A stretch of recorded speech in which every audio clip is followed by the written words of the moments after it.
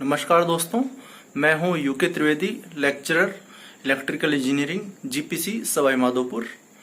आज हम GSS earthing के बारे में डिस्कस करेंगे। ग्रिड सब स्टेशन की अर्थिंग हम क्यों करते हैं, उसका पर्पज क्या है और बाकी और भी अर्थिंग से रिलेटेड सारी चीजें आज हम डिस्कस करेंगे। तो चलिए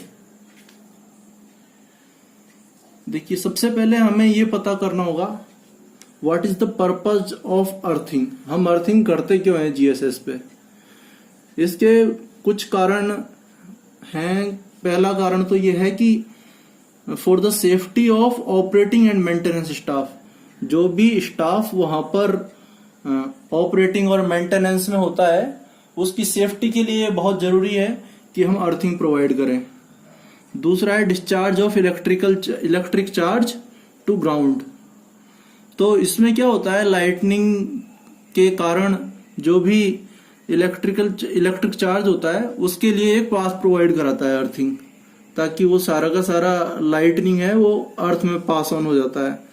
ग्राउंडिंग ओवरहेड शील्डिंग वायर, ये सेफ्टी के लिए बहुत जरूरी है कि जो ओवरहेड वायर्स हैं हमारे, उनको भी हम अर्थिंग वायर से अर्थ के द्वारा कनेक्ट करते हैं, ताकि कोई भी लाइटनिंग स्ट्रोक वगैरह होता है तो उससे उनकी सुरक्षा होती है। और इलेक्ट्रोमैग्नेटिक इंटरफेरेंस, हमारे जीएसएस में एक कंट्रोल रूम भी होता है जहां से हम सारी चीजों को कंट्रोल करते हैं, सारी एक्टिविटीज को, सारे ऑपरेशंस को। तो उस रूम की जो विंडोज एंड वॉल्स वगैरह होती है उन सबको भी हम एक अर्थिंग स्क्रीन प्रोवाइड करवाते हैं, ताकि वहां पर जो भी पर्सन काम कर रहे हैं वो सब सेफ रहे। ठीक है, ये तो हुई कि अर्थिंग की जरूरत क्यों होती है। तो अगर आप इसको साधारण भाषा में समझना चाहें तो अर्थिंग सेफ्टी प्रोवाइड करती है हमारे इक्विपमेंट्स को भी और पर्सन ह्यूमन बीइंग को भी, दोनों को सेफ्टी प्रोवाइड करती है। ठीक है, ये आसान भाषा में हम समझ सकते हैं अर्थिंग का ऑब्जेक्टिव क्या है।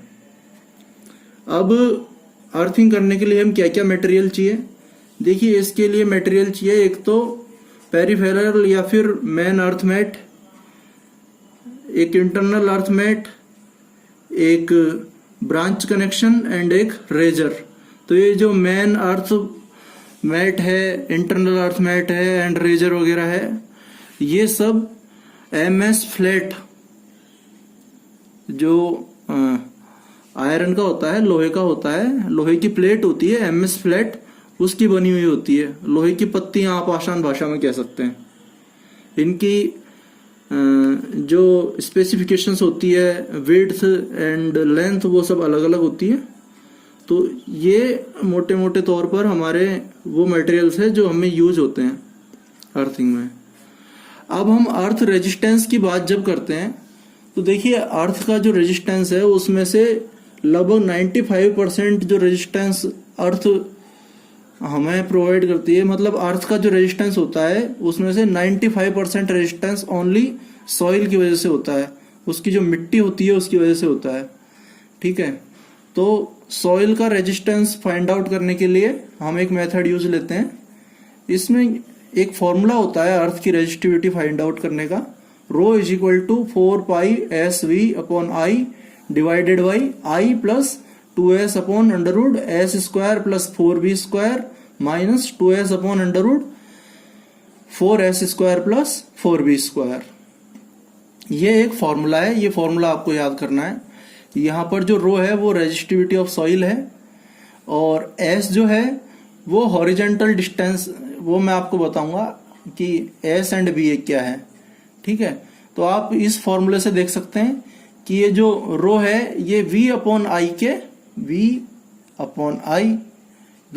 के प्रोपोर्शनल है। ठीक है, तो हम ये एक मेथड यूज लेते हैं। इसमें क्या है, हम अर्थ रोड्स लेते हैं। इन अर्थ रोड्स को एक सर्टेन डिस्टेंस पर हम जमीन के अंदर इनको आप कह सकते हैं गाड़ देते हैं, जमीन के अंदर इनको डिप कर देते हैं।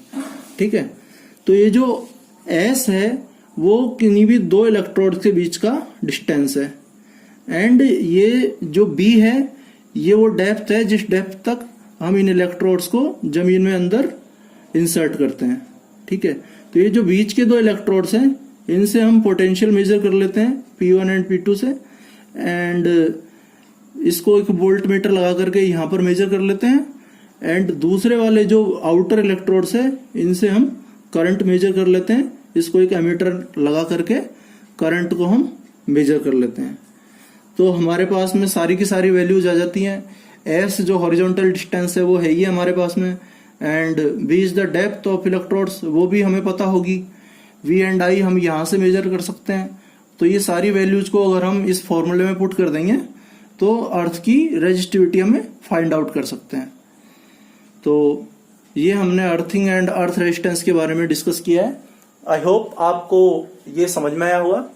नेक्स्ट टॉपिक के बारे में अगले लेक्चर में फिर से डिस्कस करेंगे। Thank you.